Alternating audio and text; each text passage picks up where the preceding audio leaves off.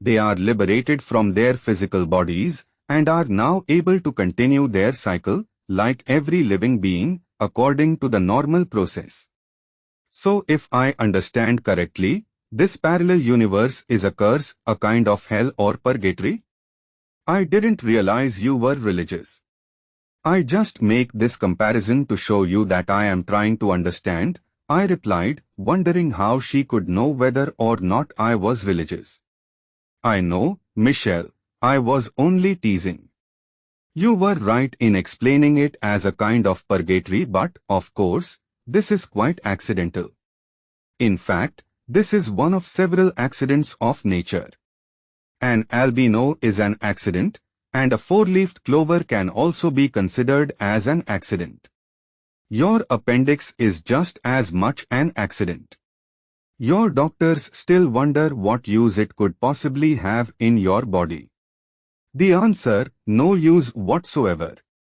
Now usually, in nature, everything has a precise reason for existing. That's why I list the appendix among the natural accidents. People living in this universe suffer neither physically or morally.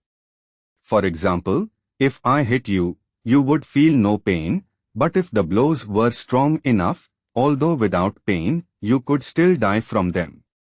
This might be difficult to comprehend, but it is so.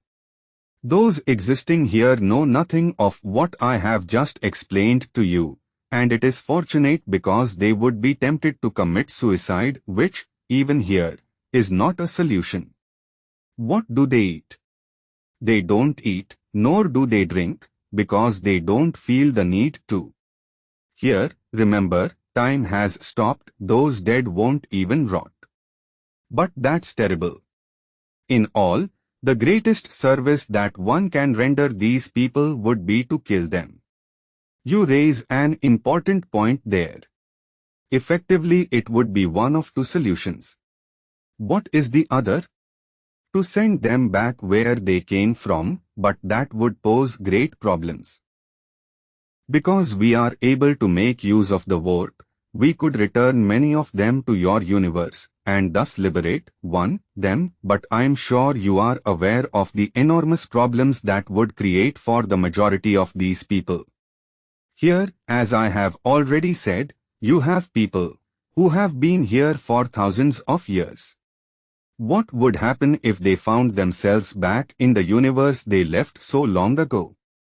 They might go insane. In all, there is nothing to do. She smiled gently at my affirmation.